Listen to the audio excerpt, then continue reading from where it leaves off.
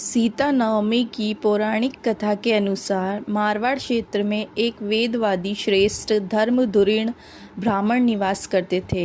उनका नाम देवदत्त था। उन ब्राह्मण की बड़ी सुंदर रूप गर्विता पत्नी थी। उसका नाम शोभना था। ब्राह्मण देवता जीविका के लिए अपने ग्राम से अन्य किसी ग्राम में भिक्षाटन के लिए गए हुए थे। इधर ब्राह्मणी कुसंगत में फंसकर व्यभिचार में प्रवृत्त हो गई।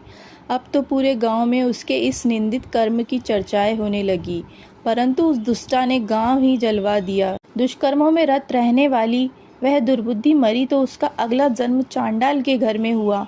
पति का त्याग करने से वह चांडालनी बनी।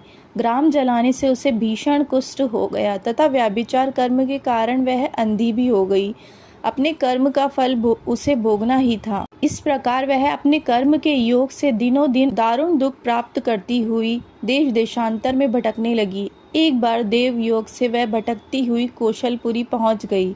संयोगवश उस दिन वैशाख मास शुक्ल पक्ष की नवमी तिथि थी, जो समस्त पापों का नाश करने में समर्थ है। सीता नवमी या जानकी नवमी के पावन उत्सव पर भूख प्यास से व्याकुल वह दुखियारी इस प्रकार प्रार्थना करने लगी, हे सज्जनों, मुझ पर कृपा कर कुछ भोजन सामग्री प्रदान करो, मैं भूख से मर रही हूँ। ऐसा कहती हुई वह श्री कनक भवन के सामने बने 1000 पुष्प मंडित स्तंभों से गुजरती हुई उसमें प्रविष्ट हुई।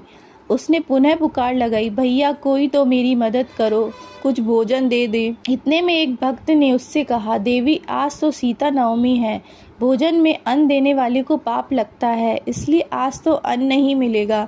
कल पारना करने के समय आना, ठाकुर जी का प्रसाद भरपेट मिलेगा। किंतु वह नहीं मानी। अधिक कहने पर भक्त ने उसे तुलसी एवं जल प्रदान किया। वह पापिनी भूख से मर गई, किंतु इसी बहाने अनजाने में उससे सीता नवमी का व्रत पूरा हो गया। अब तो परम कृपालिनी ने उसे समस्त पापों से मुक्त कर दिया।